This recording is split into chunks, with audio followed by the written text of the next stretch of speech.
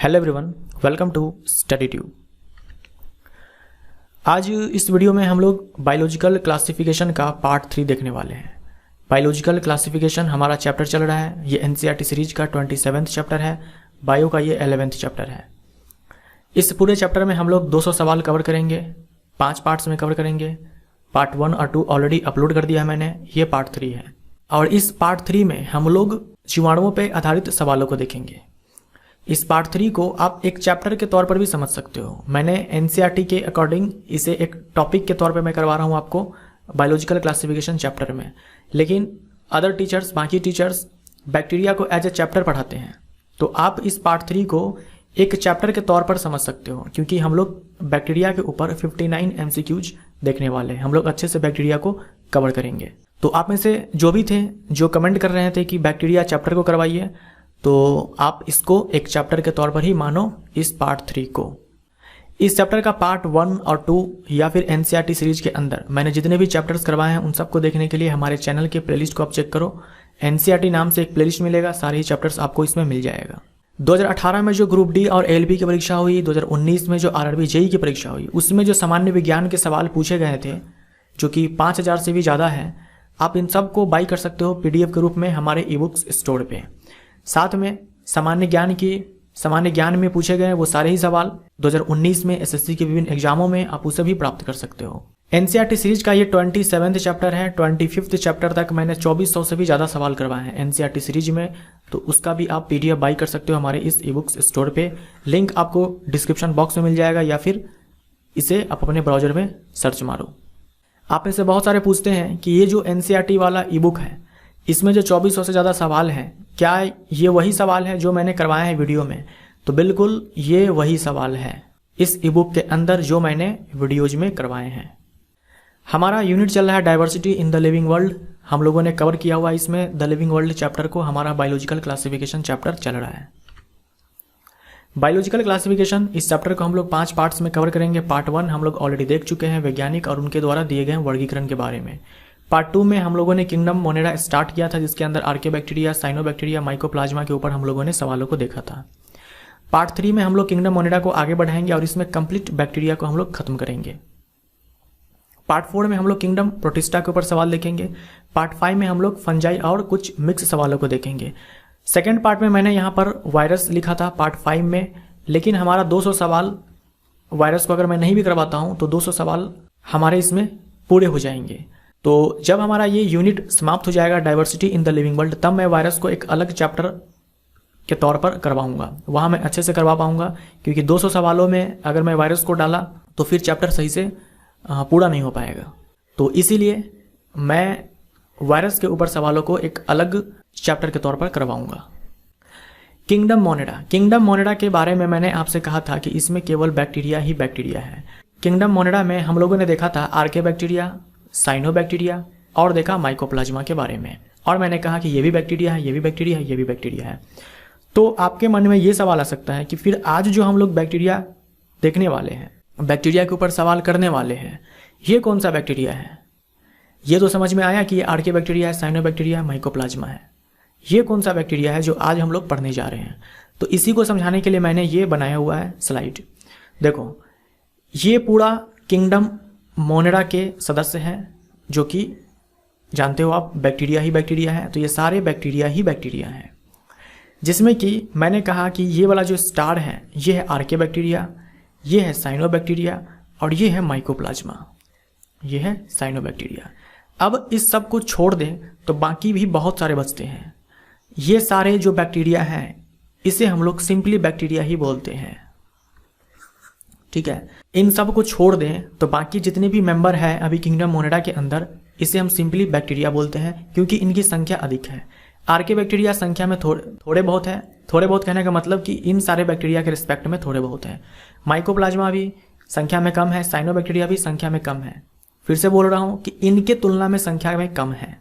अब बचते हैं ये सारे जो कि समान है, लगभग एक समान है, तो इनको हम सिंपली बैक्टीरिया बोल देते हैं। तो आज जो हम इस चैप्टर में कवर करने वाले हैं वो इन सारे बैक्टीरिया के बारे में हम लोग पढ़ने वाले हैं।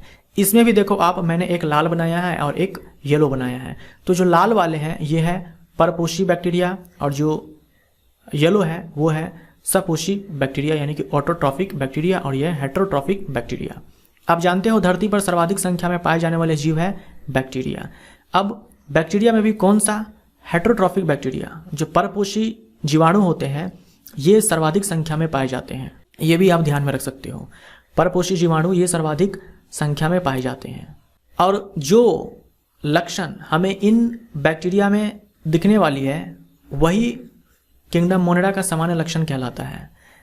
जैसे आप पढ़ोगे कि इन सारे बैक्टीरिया में सेल वॉल होती है। आपने पढ़ा था कि माइकोप्लाज्मा में सेल वॉल नहीं होती है, लेकिन इन सारे ही बैक्टीरिया में पढ़ोगे कि सेल वॉल होती है, तो हम बोलते हैं किंगडम मोनेरा के अंदर जो सदस्य हैं उनमें सेल वॉल होती है, जबकि माइकोप्लाज्मा में नहीं होती है, तो हम वहाँ पर बोलते हैं कि ये एक्सेप्शन है। तो ये आप ध्यान में रखना कि जो भी आज इस चैप्टर में आप पढ़ने वाले हो, जो लक्षण आप इस बैक्टीरिया के पास देखोगे वही सामान्य लक्षण कहलाता है किंगडम मोनेरा का। इसका कारण है क्योंकि ये संख्या में आप देख रहे हो बहुत ही ज़्यादा है, तो जो इनका लक्षण है वही सामान्य लक्षण किंगडम मोनेरा का कहलाता है। तो जैसा मैंने आपसे कहा कि ये जो हमारा पार्ट 3 है बायोलॉजिकल क्लासिफिकेशन का, आप इसे एक चैप्टर के तौर पर मान सकते हो बैक्टीरिया चैप्टर के नाम से। टोटल 59 MCQs हम लोग बैक्टीरिया के ऊपर कवर करेंगे। स्टार्ट करते हैं क्वेश्चन नंबर 72 से, क्योंकि 71 तक तो हम लोगों ने पार्ट 1 और 2 में ऑलरेडी कवर कर लिया हुआ है। पहला सवाल, बैक्टीरिया शब्द किसने दिया? जो शब्द है बैक्टीरिया, जो शब्द है जीवाणु, ये किसने दिया? ये दिया एहरनबर्ग नाम के वैज्ञानिक ने। तो ए हमारा राइट आंसर। जीवाणु की खोज किसने की? बैक्टीरिया की डिस्कवरी किसने की? बैक्टीरिया की डिस्कवरी की लीवेनहॉक ने। ठीक है। एक जीवित कोशिका की खोज किसने की? लिविंग सेल की डिस्कवरी किसने की? लीवेनहॉक।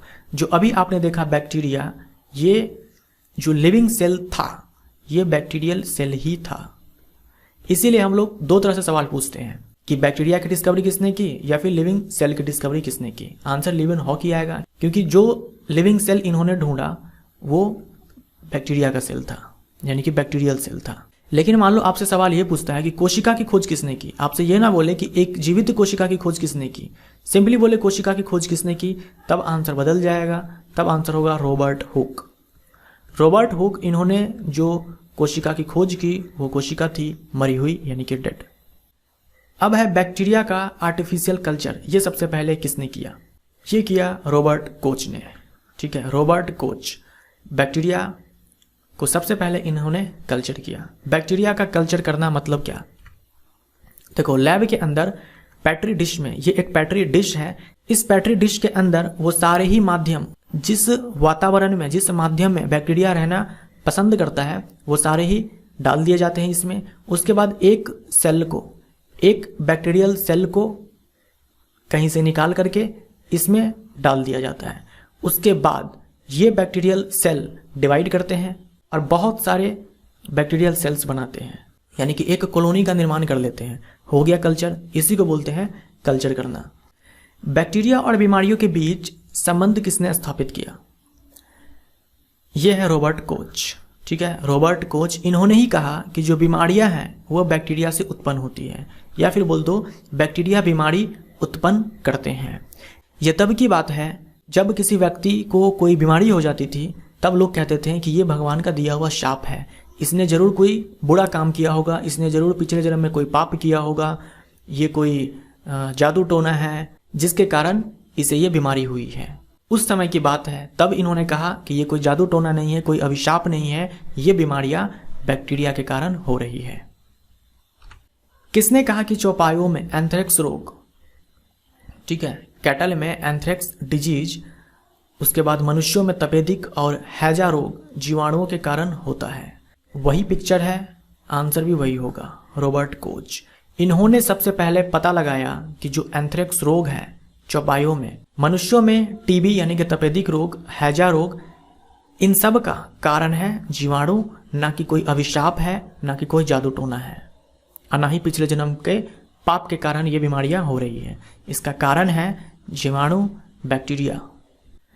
अगला है बीमारियों का जन्म सिद्धांत किसने दिया? जिस समय रॉबर्ट कोच रिसर्च कर रहे थे बैक्टीरिया के ऊपर, बीमारियों के ऊपर, उसी समय दूसरी तरफ लुईस पाश्चर भी थे जो इन सब पे काम कर रहे थे। तो हमारा आंसर पाश्चर हो जाएगा। जर्म थ्योरी ऑफ डिजीजेज, बीमारियों का जन्म सिद्धांत, इस सिद्धांत के अनुसार इनका ये कहना था कि जो भी संक्रामक बीमारियां हैं जो एक व्यक्ति से दूसरे व्यक्ति तक फैल जाती हैं, हर वो बीमारी का कारण माइक्रोब्स होते हैं, यानी हर वो बीमारी के कारण जर्म्स होते हैं।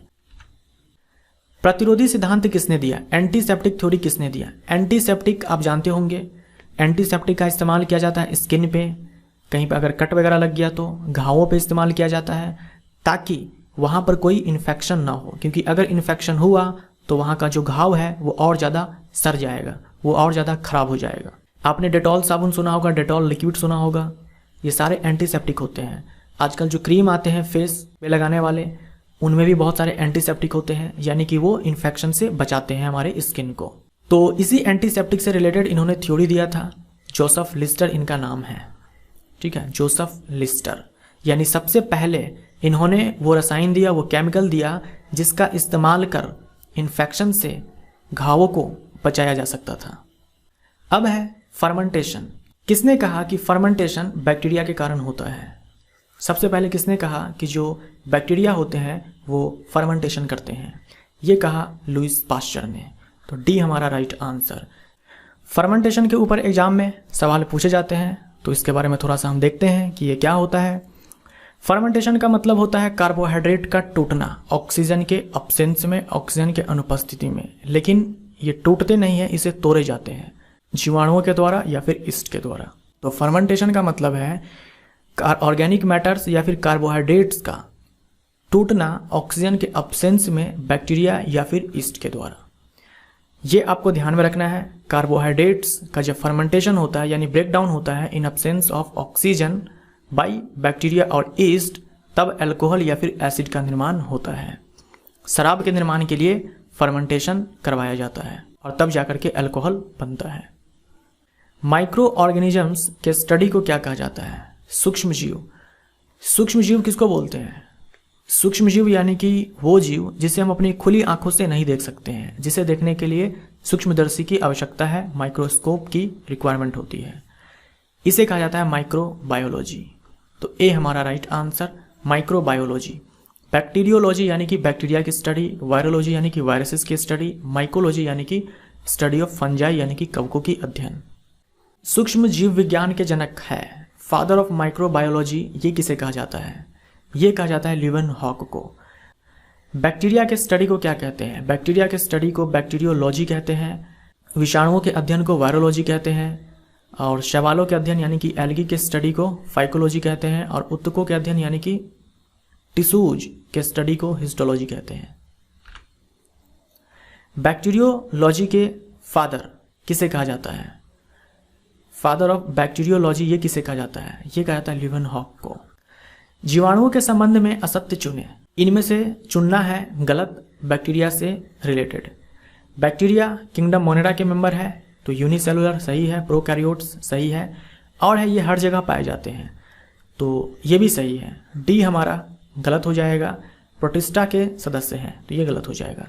बैक्टीरिया हर जगह मिलेंगे, हवा में, पानी में, समुद्र की गहराई में, सूखे रेगिस्तान में, बर्फ के सरफेस पे। और आर्की बैक्टीरिया के बारे में आप तो जानते ही हो, ये वो ऐसे स्थानों पे पाए जाते हैं जहां बाकी जीवों का जीना मुश्किल है। तो बैक्टीरिया ये हर जगह पाए जाते हैं। जेनेरा प्लैंटरम पुस्तक किसने लिखी? जेनेरा प्लैंटरम सिस्टमा नेचुरे ये लिखी लिनियस ने। तो ए हमारा राइट आंसर। जीवाणु नहीं पाया जाता है, बैक्टीरिया नहीं पाया जाता है। बैक्टीरिया आप जानते हो हर जगह पाया जाता है, मिट्टी में, समुद्र की गहराई में, वायु में। डिस्टिल्ड वाटर में बैक्टीरिया नहीं मिलेगा। तो डी हमारा राइट आंसर। अब जानते हैं बैक्टीरिया के टाइप्स के बारे में। बैक्टीरिया को कई सारे आधारों पर बांटा गया है, शेप के आधार पर, फ्लैजला के आधार पर, पोषण के आधार पर, इन सब आधारों पर बैक्टीरिया को बांटा गया है। तो सबसे पहले हम देखते हैं शेप के आधार पर, आकृति के आधार पर। अगर बैक्टीरिया है गोलाकार या फिर अंडाकार या फिर स्फेरिकल शेप्ड बोल दे या फिर राउंड शेप्ड बोल दे, तब हम बोलते हैं कोक्कस। कोक्कस ये सिंगुलर वर्ड है और कोक्काई ये प्लूरल वर्ड है, तो ये आपको ध्यान में रखना है। अगर बैक्टीरिया हो बेलनकार या फिर अंडाकार या फिर छड़ाकार या फिर रॉड शेप्ड बोल दे, तब जो बैक्टीरिया होंगे उसे कहा जाएगा बेसिलाई। बेसिलाई ये भी प्लूरल वर्ड है, बेसिलस ये सिंगुलर वर्ड होता है। अगर बैक्टीरिया हो सर्पिलाकार का, कुंडलिताकार का या फिर चक्रों के आकार का या फिर हेलिकल शेप्ड बोल दे या फिर स्पाइरल शेप्ड बोल दे, तब वो बैक्टीरिया कहलाएगा स्पाइरिला। स्पाइरिला भी प्लूरल वर्ड है, स्पाइरिलम सिंगुलर वर्ड होता है। अगर बैक्टीरिया कॉमा शेप्ड यानी कि कॉमा के आकार का या फिर वन कर्व बोल दे, ठीक है, वन कर्व, क्योंकि कॉमा में देखो एक ही कर्व है, एक से ज़्यादा कर्व हुआ तो ये हेलिकल हो जाएगा, तो इसे बोलेंगे विब्रियो। विब्रियो भी प्लूरल वर्ड है, विब्रियम सिंगुलर वर्ड होता है। तो ये सारे टाइप्स हो गए, कोक्काई, बैसिली, स्पाइरिला, विब्रियो, शेप के आधार पर। अब है गलत चूज करना है, इनमें से कौन है जो कि गलत मिलान है। तो गोलाकार जीवाणु को कोक्कस बोलते हैं, छड़ाकार जीवाणु को बैसिलस बोलते हैं, कॉमाकार जीवाणु को विब्रियम बोलते हैं। ये भी सही है, ये भी सही है, ये भी सही है। सर्पिलाकार को हम लोग स्पाइरिलम बोलते हैं, तो डी हमारा राइट आंसर, ये गलत है।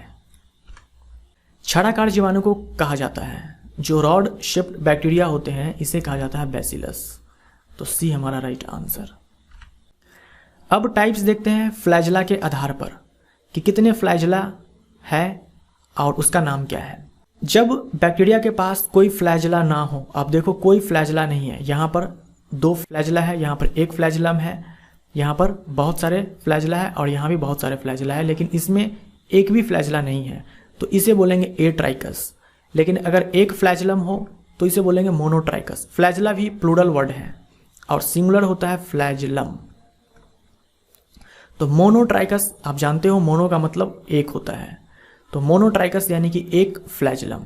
2 फ्लैजला हो दोनों एंड पे, बैक्टीरिया के दोनों एंड पर अगर 2 फ्लैजला हो तो एम्फीट्राइकस। एम्फीट्राइकस। अगर एक ही एंड पे बहुत सारे फ्लैजला गुच्छे में हो, झुंड बना करके हो, तो इसे बोलेंगे लोफोट्राइकस। और जब बैक्टीरिया के चारों तरफ हो, पूरे पेरीफेरी में हो, तो उसे बोलेंगे पेरीट्राइकस। तो ये सारे टाइप्स हो गए, atrichous, monotrichous, amphitrichous, lophotrichous, peritrichous.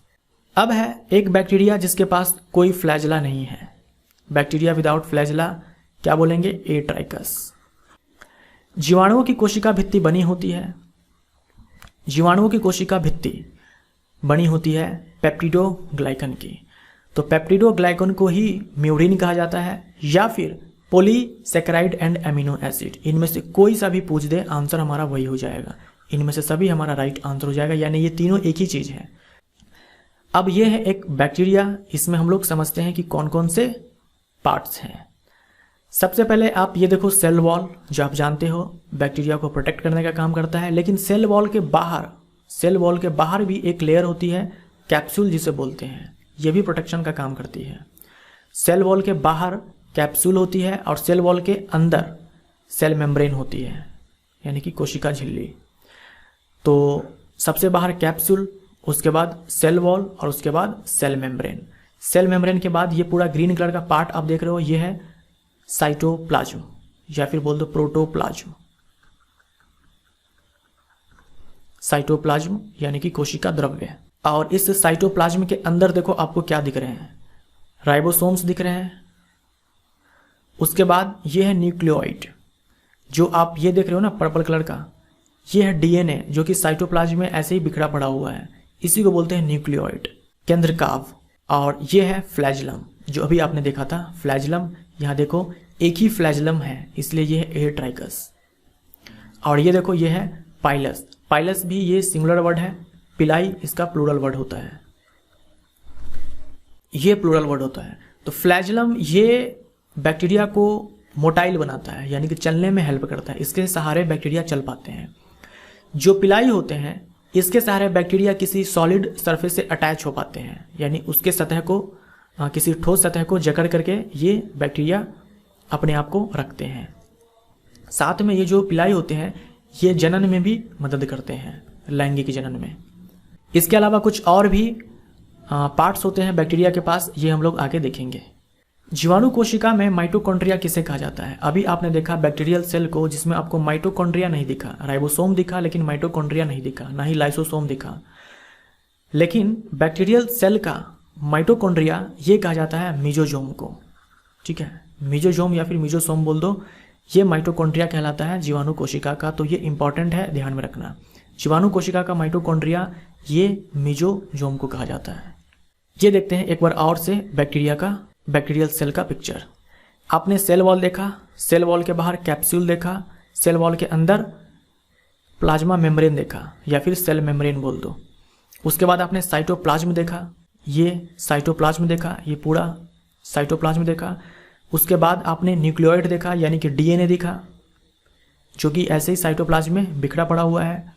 उसके बाद आपने राइबोसोम को देखा, आपने पिलाई देखा, उसके बाद फ्लैजलम देखा, और ये है प्लाज्मिड डीएनए। प्लाज्मिड डीएनए ये जो डीएनए होता है, न्यूक्लियोइड होता है, इससे डिफरेंट होता है। इस न्यूक्लियोइड का ये वाला डीएनए पार्ट नहीं होता है। जो प्लाज्मिड डीएनए होता है ये एक अलग डीएनए होता है, ये अनुवांशिक पदार्थ नहीं होता है। उसके बाद यहाँ देखो आपको दिख रहा है मीजोजोम। ये मीजोजोम क्या है? ये इनफोल्डिंग है प्लाज्मा मेम्ब्रेन की। जो प्लाज्मा मेम्ब्रेन होती है वो साइटोप्लाज्म के अंदर की ओर फोल्ड कर जाती है। ये जो आप साइटोप्लाज्म देख रहे हो यही अंदर की ओर फोल्ड कर गई है, इसी को मीजोजोम बोलते हैं, और यही कहलाता है माइटोकॉन्ड्रिया ऑफ बैक्टीरियल सेल। तो आपको ज़्यादा डिटेल जानना ही नहीं है, बस ये सारे टर्म्स को ध्यान में रखो। सारे टर्म्स ध्यान में रहेंगे तो एक दो पॉइंट आप इन सारे टर्म के बारे में भी ध्यान में रख सकते हो। जीवाणु के कोशिका द्रव्य में पाया जाता है। अभी आपने देखा बैक्टीरियल सेल के पास जो साइटोप्लाज्म है उसमें आपको क्या सब दिखा? ना तो आपको लाइसोसोम दिखा, ना तो आपको माइटोकॉन्ड्रिया दिखा, ना ही आपको ट्रू न्यूक्लियस दिखा, आपको दिखा राइबोसोम। देखो आपने न्यूक्लियोइड को देखा था, अभी आपने ये देखा था न्यूक्लियोइड। ये बैक्टीरियल सेल था और इसमें ये सारे पूरे साइटोप्लाज्म और इसमें डीएनए बिखरा पड़ा हुआ था, तो ये था न्यूक्लियोइड। लेकिन यहाँ है ट्रू न्यूक्लियस। जीवाणु की कोशिका में डैश नहीं होता है। जीवाणु की कोशिका में अभी हम लोगों ने देखा ट्रू न्यूक्लियस नहीं होता है, क्योंकि न्यूक्लियर मेम्ब्रेन नहीं होता है, हिस्टोन प्रोटीन नहीं होता है। तो ऑल ऑफ दीज। डैश केवल प्रकाश संश्लेषी जीवाणुओं में पाया जाता है। अब इनमें से कौन सी एक संरचना है जो बैक्टीरियल सेल के अंदर पाए जाते हैं, लेकिन वो भी केवल फोटोसिंथेटिक बैक्टीरियल सेल में? हम लोगों ने न्यूक्लियोइड देखा, राइबोसोम देखा, क्रोमेटोफोर, क्लोरोप्लास्ट तो होते ही नहीं है, क्रोमेटोफोर पाए जाते हैं फोटोसिंथेटिक बैक्टीरिया में। जो भी जीवाणु प्रकाश संश्लेषण करते हैं उनमें क्रोमेटोफोर नाम की संरचना होती है। जीवाणुओं में अनुवांशिक पदार्थ के रूप में होता है। बैक्टीरिया के अंदर जेनेटिक मटेरियल के तौर पे क्या होता है? बैक्टीरिया के अंदर जेनेटिक मटेरियल डीएनए होता है। तो ए हमारा राइट आंसर। डीएनए का फुल फॉर्म आपको पता है? डीएनए का फुल फॉर्म होता है डीऑक्सी राइबो या फिर राइबोज बोल दो तो भी चलेगा। डीऑक्सी राइबो या फिर डीऑक्सी राइबोज न्यूक्लिक एसिड। और आरएनए का फुल फॉर्म होता है राइबो न्यूक्लिक एसिड, या फिर हम सिंपली एक लाइन में लिखे तो ऐसे डीऑक्सी राइबो न्यूक्लिक एसिड, और आरएनए का राइबो न्यूक्लिक एसिड। जीवाणु होते हैं केवल सपोषी। गलत। आपको मैंने स्टार्टिंग में ही पिक्चर दिखाया था, रेड वाला और येलो वाला। रेड वाले के बारे में मैंने आपसे कहा था कि ये हेटेरोट्रॉफिक होते हैं, और मैंने ये भी आपसे कहा था कि ज़्यादातर जो बैक्टीरिया होते हैं वो हेटेरोट्रॉफिक ही होते हैं, परपोषी ही होते हैं। तो केवल स्वपोषी और केवल परपोषी कहना गलत है। कुछ स्वपोषी होते हैं, अधिकतम परपोषी होते हैं। सी हमारा राइट आंसर। गलत कथन को चुनना है। भोजन बनाने के दौरान जीवाणु, जब बैक्टीरिया फूड सिंथेसिस करते हैं तब बैक्टीरिया जल का उपयोग नहीं करते हैं। ये हमारा बिल्कुल सही है, क्योंकि ये जल का उपयोग नहीं करते हैं इसीलिए ये ऑक्सीजन को रिलीज भी नहीं करते हैं। ये भी सही है। प्लांट्स के केस में आप जानते हो फोटोसिंथेसिस के लिए, यानी कि प्लांट्स भोजन बनाने के लिए मिट्टी से पानी लेते हैं, इसीलिए वो ऑक्सीजन को रिलीज करते हैं। साइनोबैक्टीरिया के बारे में भी मैंने आपसे कहा था कि वो वाटर का इस्तेमाल करते हैं, इसीलिए ऑक्सीजन को रिलीज करते हैं। बैक्टीरिया ना तो ये वाटर का इस्तेमाल करते हैं और ना ही ये ऑक्सीजन को रिलीज करते हैं। तो ए सही है, बी सही है। जल का उपयोग करते हैं ये गलत हो जाएगा। सी हमारा राइट आंसर। अब देखो टाइप्स ऑफ बैक्टीरिया फिर से, लेकिन इस बार न्यूट्रिशन के आधार पर। बैक्टीरिया दो तरह के होते हैं, ऑटोट्रॉफ्स, हेटेरोट्रॉफ्स। बताने की जरूरत नहीं है, आप जानते हो। ऑटोट्रॉफ्स अपना खाना खुद से बनाएगा, हेटेरोट्रॉफ्स अपना खाना खुद से नहीं बनाएगा, बना बनाया किसी और से प्राप्त करेगा। अब देखो ऑटोट्रॉफ्स भी दो तरह के होते हैं, सपोषी भी दो तरह के होते हैं। एक वो होते हैं जो प्रकाश ऊर्जा का इस्तेमाल करते हैं खाना बनाने के लिए, एक वो होते हैं जो रसायन ऊर्जा का इस्तेमाल करते हैं खाना को बनाने के लिए। दोनों में मैंने एग्जाम्पल्स कुछ लिखे हुए हैं जो आपको ध्यान में रखने हैं। फोटो ऑटोट्रॉफ्स में रोडोस्पाइरिलम, ये है नॉन सल्फर बैक्टीरिया, ध्यान में रखना है आपको। क्लोरोबियम जो कि है ग्रीन सल्फर बैक्टीरिया, और पर्पल सल्फर बैक्टीरिया ये है क्रोमेटियम। तो ये आपको ध्यान में रखने हैं, और साथ में ये भी ध्यान में रखना है कि कौन क्या है, नॉन सल्फर है, ग्रीन सल्फर है, पर्पल सल्फर है, ये सब भी आपको ध्यान में रखने हैं। उसके बाद जो सपोषी जीवाणु अपना खाना बनाने के लिए रसायन ऊर्जा का इस्तेमाल करते हैं उसमें है नाइट्रोसोमोनास और नाइट्रोबैक्टर। अब है परपोषी, यानी जो अपना खाना खुद से नहीं बनाते हैं, किसी और से प्राप्त करते हैं। उनमें पैरासाइट्स यानी कि परजीवी, सेप्रोफाइट्स यानी कि मृतोपजीवी, सिम्बायोटिक यानी कि सहजीवी। अब थोड़ा डिटेल में देखते हैं हेटेरोट्रॉफ्स के बारे में। इसमें हम लोगों ने जाना पहले परजीवी ये वो जीवाणु होते हैं जो अपना पोषण दूसरों जीवों से, जैसे कि जानवर हो गए, पौधे हो गए, इनसे प्राप्त करते हैं और इनको हानि पहुंचाते हैं। जैसे कि रोगजनक जीवाणु आप जानते हैं हमारे बॉडी के अंदर पहुंच जाते हैं और हमें बीमार कर देते हैं, और हमारे बॉडी से ही अपना न्यूट्रिशन लेते हैं, पोषण प्राप्त करते हैं। तो जो भी पैथोजेनिक बैक्टीरिया होते हैं, जो भी बीमारी फैलाने वाले जीवाणु होते हैं, वो सभी क्या होते हैं, परजीवी होते हैं। लगभग सारे ही परजीवी हानि ही पहुंचाते हैं, लेकिन कुछ ऐसे भी होते हैं जो हानि नहीं पहुंचाते हैं। जैसे आप ये ध्यान में रख सकते हो ई कोलाई जो हमारे आंत में है, आप जानते हो, वो हमें हानि नहीं पहुंचाते हैं। तो कुछ ही पैरासाइट्स ऐसे होते हैं जो हानि नहीं पहुंचाते हैं, बीमार नहीं करते हैं, लेकिन ज़्यादातर जो परजीवी होते हैं वो होस्ट को बीमार कर देते हैं। उसके बाद है सेप्रोफाइट्स यानी कि मृतोपजीवी। ये जीवाणु अपना पोषण सर्र है या मरे हुए पदार्थों में उपस्थित कार्बनिक पदार्थों से प्राप्त करते हैं। यानी कोई पदार्थ है जो सर्र है, या फिर कोई मान लो जंतु है, जानवर है जो मर गया हुआ है, तो उसमें जो कार्बनिक पदार्थ है उससे अपना पोषण प्राप्त करते हैं। ये क्या करते हैं, ये जीवाणु ये उस कार्बनिक पदार्थ को, उस जटिल कार्बनिक पदार्थ को सरल पदार्थ में बदल देते हैं। जो सेप्रोफाइट्स होते हैं इसी को हम लोग डिकम्पोजर कहते हैं, जैसे कि लैक्टोबैसिलस, स्यूडोमोनास, ये सब। उसके बाद है सिम्बायोटिक सहजीवी।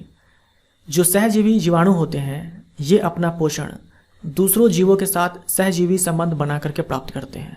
सहजीवी संबंध यानी कि सिम्बायोटिक रिलेशनशिप।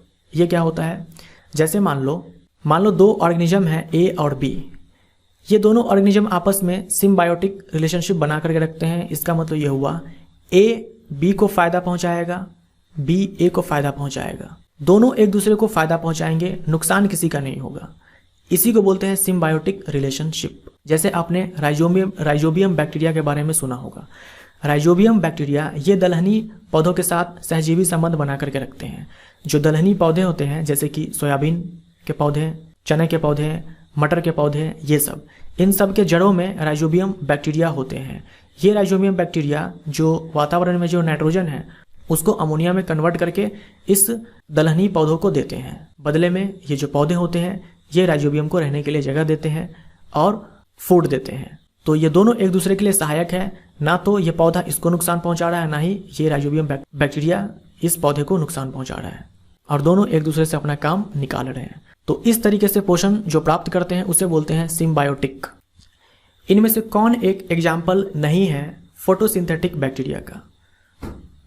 क्लोरोबियम, क्रोमेटियम बोल दो या फिर क्रोमेशियम बोल दो, बात एक ही है, आप जैसे चाहो वैसे बोल दो। रोडोस्पाइरिलम, ये सारे ही फोटोसिंथेटिक बैक्टीरिया है। नाइट्रोबैक्टर ये कीमोसिंथेटिक है। रसायन संश्लेषक सपोषी का उदाहरण नहीं है। अब है इनमें से कौन एक एग्जाम्पल नहीं है कीमो ऑटोट्रॉफ्स का? रोडोस्पाइरिलम ये फोटोसिंथेटिक है। नाइट्रोबैक्टर, नाइट्रोसोमोनास ये दोनों कीमोसिंथेटिक है। तो ए हमारा राइट आंसर। रोडोस्पाइरिलम ये फोटोसिंथेटिक है। अब है एक परपोषी जीवाणु हो सकता है, एक हेटेरोट्रॉफिक बैक्टीरियम ये हो सकता है। अब परपोषी आप जानते हो ये परजीवी भी हो सकता है, मृतोपजीवी भी हो सकता है, सहजीवी भी हो सकता है। तो इनमें से कोई भी हो सकता है। सही मिलान को चूज करना है। परजीवी जीवाणु हेमोफाइलस इन्फ्लुएंजाe ये वो बैक्टीरिया है जो इन्फ्लुएंजा बीमारी पैदा करता है। तो आप जानते हो परजीवी वो सारे ही जीवाणु जो बीमारी पैदा करते हैं, बीमारियों को जन्म देते हैं, वो परजीवी होते हैं। सहजीवी जीवाणु में राइजोबियम सही है, मृतोपजीवी में स्यूडोमोनास सही है। इनमें से सभी हमारा राइट आंसर। इनमें से कौन सा एक सपोषी नहीं है, यहां लिख दो कौन सा एक सपोषी नहीं है। ठीक है, हिंदी में जरा सा आपको करेक्शन करना होगा, कौन सा एक सपोषी नहीं है। इनमें से कौन सा एक ऑटोट्रॉफ नहीं है। ग्रीन प्लांट अपना खाना खुद से बनाते हैं, सारे ही ब्लू ग्रीन एल्गी अपना खाना खुद से बनाते हैं। जो बैक्टीरिया फोटोसिंथेटिक होते हैं अपना खाना खुद से बनाते हैं। डिकम्पोजर यानी कि सेप्रोफाइट्स हो गए मृतोपजीवी, ये अपना खाना खुद से नहीं बनाते हैं। अब आते हैं रिप्रोडक्शन के ऊपर, प्रजनन के ऊपर। बैक्टीरिया में अलैंगिक जनन भी होता है और लैंगिक जनन भी होता है। लैंगिक जनन में यहाँ पर सिर्फ क्या होगा, जेनेटिक रिकॉम्बिनेशन होंगे। ना तो यहाँ पर गैमीट बनेगा, ना तो युग्मक बनेगा, ना ही निषेचन होगा, ना ही युग्मनज बनेगा, कुछ नहीं बनेगा। सिर्फ एक चीज होगा और वो है डीएनए का नया कॉम्बिनेशन, यानी कि जेनेटिक रिकॉम्बिनेशन, अनुवांशिक पुनर्योजन होगा। बस यही होगा और कुछ नहीं होगा। सबसे पहले देखो अलैंगिक जनन। अलैंगिक जनन में एक है बाइनरी फिजन। आप जानते हो बाइनरी फिजन क्या होता है, एक सेल डिवाइड होकर के दो सेल में बदल जाते हैं, तो ये हो गया बाइनरी फिजन। और कभी पूछे आपसे कि बैक्टीरिया में ज़्यादातर प्रजनन की कौन सी विधि होती है, तो आंसर आपका होगा बाइनरी फिजन। अगर वातावरण बैक्टीरिया के मनपसंद का है, ठीक है, अगर बैक्टीरिया ऐसे वातावरण में है जो बैक्टीरिया के लिए फेवरेबल है, तब वो बाइनरी फिजन करेगा। कोई तरीका नहीं अपनाएगा, बाइनरी फिजन अपनाएगा, अलैंगिक जनन करेगा। उसके बाद अगर वातावरण बैक्टीरिया के लिए खराब है, डेंजर है, खतरे से भरा हुआ है, तब वो एंडोस्पोर इस विधि से प्रजनन करेगा। ये भी अलैंगिक जनन के ही अंदर है, अंतः बीजाणु निर्माण करके। अब सारे ही बैक्टीरिया एंडोस्पोर का निर्माण नहीं करते हैं, कुछ करते हैं कुछ नहीं करते हैं। कुछ करते हैं उसमें आप ध्यान में रख सकते हैं क्लोस्ट्रीडियम और बैसिलस। उसके बाद अलैंगिक जनन कोनिडिया और सिस्ट बना करके भी होते हैं। तो आप सिंपली आप ये कोनिडिया सिस्ट ये दो टर्म्स ध्यान में रखो। मेनली आपको बाइनरी फिजन ध्यान में रखना है और एंडोस्पोर फॉर्मेशन के जरिए ध्यान में रखना है। अब बात करते हैं लैंगिक जनन सेक्सुअली रिप्रोडक्शन के बारे में। इसमें भी तीन विधियां हैं, कंजुगेशन, ट्रांसफॉर्मेशन और ट्रांसडक्शन। मेनली आपको यहाँ पर ट्रांसडक्शन के बारे में ध्यान में रखना है। ट्रांसडक्शन में क्या होगा, इस वाले विधि में जो रिप्रोडक्शन है, सेक्सुअली रिप्रोडक्शन है, ये वायरस के थ्रू होता है। जैसे आप जानते हो जो वायरस होते हैं वो बैक्टीरिया से भी छोटे होते हैं और वायरस बैक्टीरिया को भी इन्फेक्ट कर देते हैं। तो जब वायरस बैक्टीरिया के सेल में घुस जाते हैं और फिर अंदर जाकर के वो अपना रिप्रोडक्शन करते हैं, वायरस अपनी संख्या को बढ़ाते हैं। तो ऐसा होता है कभी कभी, हमेशा ऐसा हो जरूरी नहीं है, लेकिन कभी कभी ऐसा होता है कि जो बैक्टीरिया का जो डीएनए होता है, बैक्टीरिया का जो डीएनए होता है, ये बैक्टीरियल डीएनए है, ये वायरस के अंदर पहुंच जाते हैं। देखो एक वायरस के पास क्या होता है, एक प्रोटीन का कोट होता है और उसमें डीएनए होता है। तो मान लो एक ऐसा वायरस जिसके अंदर ये बैक्टीरिया का डीएनए पहुंच गया। प्रोटीन का कोट वही है जो एक वायरस के पास होता है, लेकिन अंदर में बैक्टीरिया का डीएनए है। फिर ये वाला वायरस किसी दूसरे बैक्टीरिया को जाकर के इन्फेक्ट करेगा। इन्फेक्ट करने के लिए उस पर अटैक करेगा, उसके सेल के अंदर घुस जाएगा, बैक्टीरिया के सेल के अंदर घुस जाएगा। क्योंकि इस वायरस के पास तो डीएनए है बैक्टीरिया का, तो जिस सेल के अंदर वो जाएगा उसके डीएनए से जाकर के ये एक नया कॉम्बिनेशन बना लेगा। तो यहाँ बैक्टीरिया मरने के बजाय क्या होगा, एक नया जेनेटिक रिकॉम्बिनेशन को तैयार कर लेगा। तो इसे बोलते हैं ट्रांसडक्शन। उसके बाद है कंजुगेशन और ट्रांसफॉर्मेशन। ये दो टर्म्स आप ध्यान में रखो, मेनली आपको ये ध्यान में रखना है। कंजुगेशन में क्या होता है, आपने थोड़ी देर पहले देखा था पिलाई, ये एक बैक्टीरियल सेल है, ये फ्लैजिला है और बहुत सारे आपने पिलाई देखा था। तो मान लो दो बैक्टीरिया है, एक का ये पिलाई है और दूसरा का ये पिलाई, ये आपस में क्या होते हैं, मिल जाते हैं, इसी को बोलते हैं कंजुगेशन। फिर क्या होगा, एक का डीएनए दूसरे के डीएनए के पास पहुंच जाएगा। मान लो ये वाला बैक्टीरियल सेल के पास डीएनए है और इसके पास एक ऐसा फैक्टर है, फॉर एग्जांपल मान लो इस वाले बैक्टीरिया के पास एक ऐसा फैक्टर है जो कि हाई टेम्परेचर को झेल सकता है। तो उस वाले फैक्टर को क्या करेगा, ये इस कंजुगेशन जो इसने बना करके रखा हुआ है, इसके माध्यम से ये इस वाले बैक्टीरिया के पास भेज देगा। तो ये हो गया कंजुगेशन। और ट्रांसफॉर्मेशन ये जनरली लैब के अंदर करवाया जाता है। तो ट्रांसडक्शन के बारे में आपको अच्छे से ध्यान में रखना है। कंजुगेशन और ट्रांसफॉर्मेशन भी ये दो टर्म्स आप ध्यान में रख सकते हो। जीवाणुओं में प्रजनन की सामान्य विधि है, रिप्रोडक्शन की एक कॉमन मेथड है बैक्टीरिया के अंदर। तो मैंने आपसे क्या कहा, बाइनरी फिजन। बाइनरी फिजन ये सबसे अधिक होता है बैक्टीरिया के अंदर। जीवाणु में प्रतिकूल परिस्थितियों में दृढ़ भित्ति वाली अत्यंत रोधी संरचनाएं बनती, जिसे डैश कहते हैं। इसे बोलते हैं एंडोस्पोर। इंपॉर्टेंट है, सी हमारा राइट आंसर। कौन सा एक लैंगिक जनन नहीं कर सकता है? बैक्टीरिया ये लैंगिक जनन कर सकता है, एनिमल कर सकता है, फंजाई कर सकता है। ब्लू ग्रीन एल्गी, आपको याद होगा मैंने कहा था कि ये लैंगिक जनन नहीं कर सकता। निम्नलिखित में से कौन सा जीव समूह तेजी से वृद्धि करता है? एल्गी है, फंजाई है, प्रोटोजोआ है, बैक्टीरिया है। बैक्टीरिया ये सबसे तेजी के साथ जनन करता है, तेजी के साथ डिवाइड करता है। तो डी हमारा राइट आंसर। इन सब में बैक्टीरिया सबसे तेजी से डिवाइड करता है। जीवाणुओं के लैंगिक जनन में होता है। तो जीवाणुओं के लैंगिक जनन में मैंने आपसे कहा कि सिर्फ जेनेटिक रिकॉम्बिनेशन होता है और कुछ नहीं होता है। ना तो फर्टिलाइजेशन, ना तो जाइगोट बनेगा, ना गैमीट बनेगा। निम्न में से कौन सा एक जीवाणुओं में लैंगिक जनन की विधि नहीं है? कंजुगेशन है, ट्रांसडक्शन है, ट्रांसफॉर्मेशन है, विखंडन नहीं है। विषाणुओं द्वारा जीवाणुओं में लैंगिक जनन क्या कहलाता है? सेक्सुअल रिप्रोडक्शन बैक्टीरिया के अंदर जो वायरसेस के थ्रू होते हैं। ट्रांसडक्शन, ए हमारा राइट आंसर। दूध से दही या फिर दूध से पनीर बनाने में या फिर दूध के खट्टा होने में कौन सा जीवाणु कार्य करता है? यह है लैक्टोबैसिलस। आप सब जानते होंगे इसके बारे में। ई कोलाई हमारे आंत में होते हैं। राइजोबियम नाइट्रोजन फिक्सेशन करते हैं। रोमिनोकॉकस, जानवरों में जो जानवर सेलुलोज को डाइजेस्ट कर पाते हैं उनमें ये वाला जीवाणु होता है। सेलुलोज के डाइजेशन में ये रोमिनोकॉकस हेल्प करते हैं। हम ह्यूमन सेलुलोज को डाइजेस्ट नहीं कर पाते हैं क्योंकि हमारे अंदर ये वाला बैक्टीरिया नहीं होते हैं। डेयरी उद्योग में दूध को 15 सेकेंड तक 71 डिग्री सेल्सियस पर गर्म करके तेजी से ठंडा करना क्या कहलाता है? यह कहलाता है पाश्चुरीकरण यानी कि पाश्चुराइजेशन। और ये टेक्निक दिया था लुईस पाश्चर ने। ठीक है, लुईस पाश्चर ने इस टेक्निक को दिया था। लुईस पाश्चर ने इस टेक्निक को दिया था शराब के लिए, शराब को बचाने के लिए। ठीक है, शराब जो खराब हो रहे थे उसको बचाने के लिए इस पाश्चुराइजेशन टेक्निक को दिया था। लेकिन आज के डेट में डेयरी उद्योग में डेयरी उद्योग पाश्चुराइजेशन पर ही बेस्ड है, आप बोल सकते हो। जो पैकेट वाली दूध आती है वो सारे ही आप देखना उस पर लिखा होगा पाश्चुराइज्ड मिल्क। तो पूरा डेयरी जो उद्योग है ये पाश्चर की इसी टेक्निक पे काम करता है। पाश्चुराइजेशन क्या होगा? इसमें दूध को क्या किया जाएगा? 15 सेकेंड तक 71 डिग्री सेल्सियस पे गर्म किया जाएगा या फिर 30 मिनट तक 62 डिग्री सेल्सियस पर गर्म किया जाएगा और फिर तेजी से ठंडा कर दिया जाएगा। इससे होगा ये, जो भी हार्मफुल बैक्टीरिया होंगे दूध के अंदर वो सब मर जाएंगे और जो भी यूजफुल बैक्टीरिया होंगे वो रहेंगे।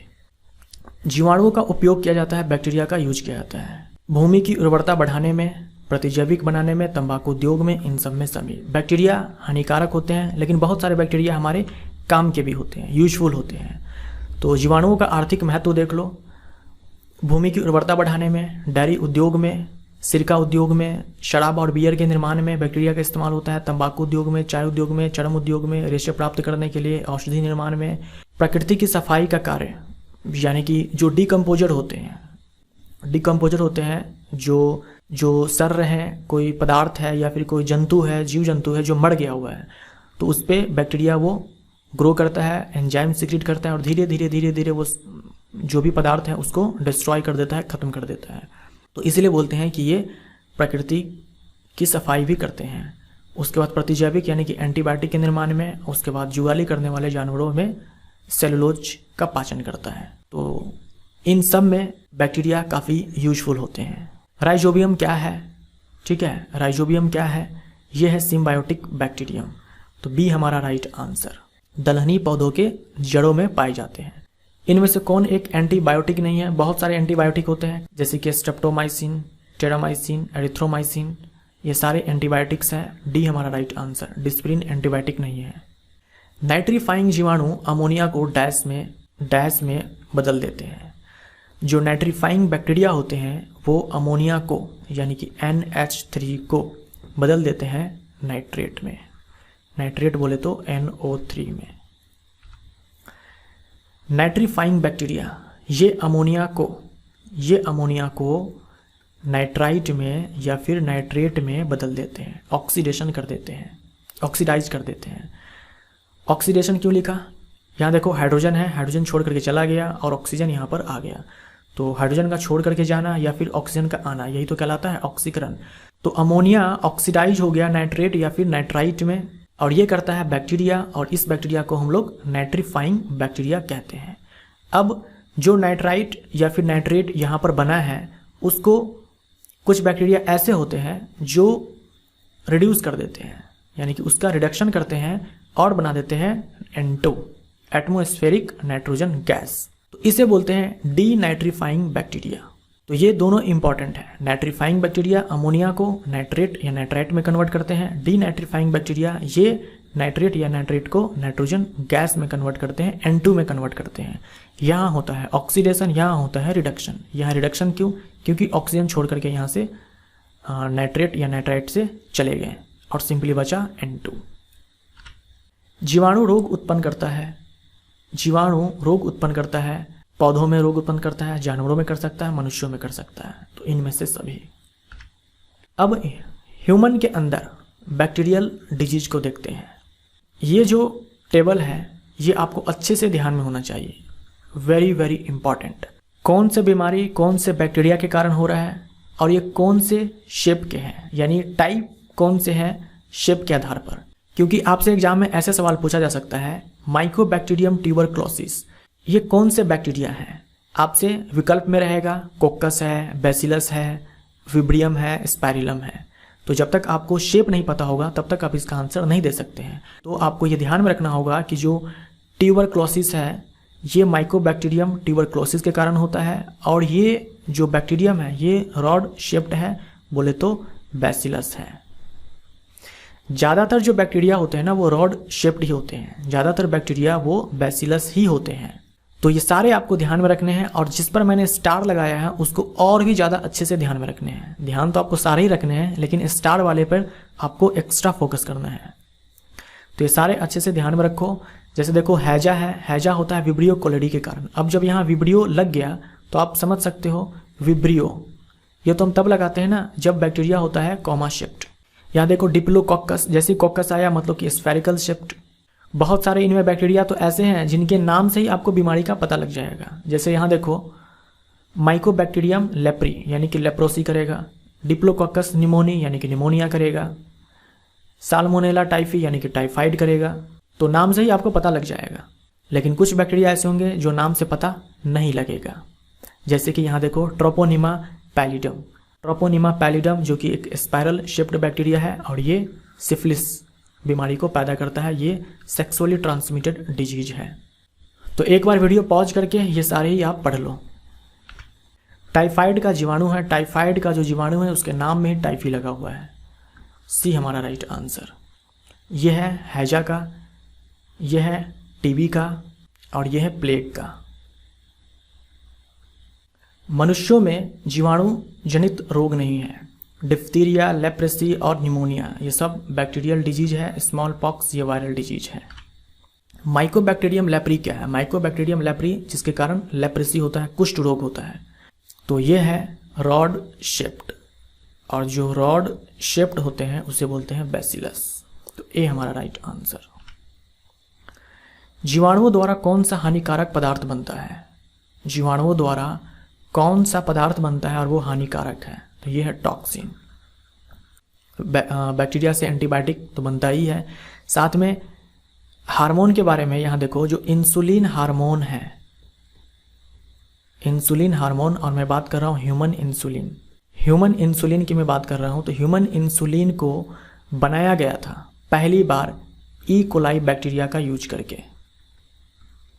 ई कोलाई बैक्टीरिया का यूज करके पहली बार ह्यूमन इंसुलिन को बनाया गया था। लेकिन सबसे पहले इंसुलिन हार्मोन को कुत्ते के अग्नाशय से बनाया गया था, कुत्ते के अग्नाशय से प्रोड्यूस किया गया था। लेकिन ह्यूमन इंसुलिन हार्मोन को सबसे पहले ई कोलाई बैक्टीरिया का यूज करके बनाया गया था। जीवाणु ऑक्सीजन के अनुपस्थिति में कार्बनिक पदार्थों का अपघटन किस प्रक्रिया द्वारा करते हैं? फर्मेंटेशन ये हमारा राइट आंसर।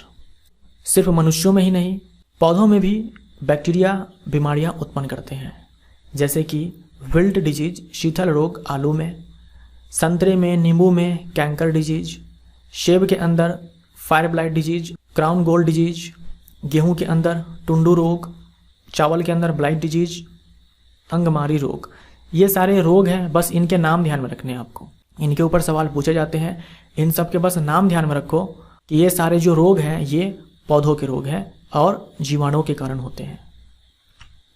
फिर है मनुष्यों के अलावा अन्य जानवरों में बैक्टीरियल डिजीज, जैसे कि काला पैर रोग, ब्लैक लेग डिजीज और एंथ्रेक्स डिजीज। एंथ्रेक्स डिजीज जिसके बारे में थोड़ी देर पहले आपने देखा कि रॉबर्ट कोच ने पता लगाया कि ये एंथ्रेक्स डिजीज ये होता है बैक्टीरिया के कारण, लेकिन इसका वैक्सीन दिया लुईस पास्चर ने। ठीक है, पता तो लगाया रॉबर्ट कोच ने कि बैक्टीरियल डिजीज है ये, लेकिन इसका इसके टीके की खोज की लुईस पास्चर ने रेबीज के टीके की खोज की है। लुईस पास्चर ने पास्चुराइजेशन टेक्निक दिया। लुईस पास्चर ने फर्मेंटेशन के बारे में बताया। इनमें से कौन जीवाणु जनित रोग है, बैक्टीरियल डिजीज या डिजीज है? तो नींबू का कैंकर, गेहूं का टुंडू, सेब का क्राउन गोल्ड, इनमें से सभी। जानवरों में काला पैर डैश जनित रोग है, बैक्टीरियल डिजीज है, तो बी हमारा राइट आंसर। सूक्ष्मतम जीवाणु है, स्मॉलेस्ट बैक्टीरियम है। अब इन सारे विकल्पों में आपको माइकोप्लाज्मा नहीं दे रखा है, तो जब माइकोप्लाज्मा नहीं दे रखा हो, क्योंकि माइकोप्लाज्मा अगर होता तब यही टिक मारते आप, लेकिन माइकोप्लाज्मा नहीं दे रखा है तो आप आंसर टिक करोगे डायलिस्टर को। सूक्ष्मतम जीवाणु स्मॉलेस्ट बैक्टीरियम माइकोप्लाज्मा विकल्प में नहीं दे रखा है, तब आपको डायलिस्टर दे रखा होगा, तो ये हो जाएगा स्मॉलेस्ट। और बेगियाटोआ, ठीक है, बेगियाटोआ ये हो जाएगा लार्जेस्ट। लेकिन अगर आपसे सवाल पूछेगा सूक्ष्मतम जीव कौन सा है, तब डेफिनेटली आपको माइकोप्लाज्मा दिया होगा। इस तरीके के सवाल में कि सूक्ष्मतम जीवाणु कौन है, आपको हो सकता है माइकोप्लाज्मा ना मिले, लेकिन आपको डायलिस्टर दिख जाएगा। लेकिन जब सवाल रहे सूक्ष्मतम जीव कौन सा है, तब आपको डेफिनेटली माइकोप्लाज्मा एक विकल्प होगा दिया हुआ। तो ये दोनों आपको ध्यान में रखने हैं, डायलिस्टर और बेगियाटोआ। किस जगत में पोषण का सबसे विविध तरीका है? मैक्सिमम न्यूट्रिशनल डाइवर्सिटी है, ये भी आपके लिए इंपॉर्टेंट सवाल है। देखो, जो 5 किंगडम्स हैं, मोनेरा है, प्रोटिस्टा है, फंजाई है, एनिमिलिया है, प्लांटी है, इन सब में जो मोनेरा जगत है जिसके अंदर बैक्टीरिया है, उसके पास मैक्सिमम न्यूट्रिशनल डाइवर्सिटी है। कहने का मतलब ये हुआ कि इनके जो मेंबर है, इनके पास अलग अलग तरीके हैं पोषण को प्राप्त करने के लिए। अलग अलग जगत के जो सदस्य हैं, उनके पास जो तरीके हैं उनसे अधिक है मोनेरा के सदस्य के पास पोषण को प्राप्त करने के लिए। मोनेरा जगत का सामान्य लक्षण नहीं है, तो मोनेरा जगत का सामान्य लक्षण पूछे तो जो आज आपने बैक्टीरिया के बारे में पढ़ा लक्षण, बस उसी को अप्लाई कर देना। बैक्टीरिया के बारे में आप जानते हो, यूनिसेलुलर होते हैं, प्रोकैरियोट्स होते हैं, ये स्वपोषी भी होते हैं, परपोषी भी होते हैं, तो ये भी सही है। अब देखो, अब्सेंस ऑफ सेल वॉल। अब क्योंकि मोनेरा जगत के अंदर तो माइकोप्लाज्मा भी आते हैं, अब आप बोलोगे कि मोनेरा जगत के अंदर माइकोप्लाज्मा है, इसके पास सेल वॉल नहीं है, तो हम मार देते हैं अब्सेंस ऑफ सेल वॉल, लेकिन गलत हो जाएगा। आपको बैक्टीरिया के बारे में सोच लेना है जो आज आपने पढ़ा है। बैक्टीरिया के पास पेप्टिडोग्लाइकन के सेल वॉल होते हैं, तो ये हमारा गलत हो जाएगा, यानी यही हमारा सही हो जाएगा। कोशिका भित्ति अनुपस्थित, तो ये गलत हो जाएगा, कोशिका भित्ति तो उपस्थित होते हैं। एक्सेप्शन है माइकोप्लाज्मा। जीवाणु के राइबोसोम को कहा जाता है, तो एक बैक्टीरियल सेल के पास जितने भी राइबोसोम्स होते हैं उन सबको एक साथ पोलीसोम कहा जाता है। एक साथ पोलीसोम कह देते हैं, पोलीसोम बोल दो या फिर बोल दो पोलीराइबोसोम।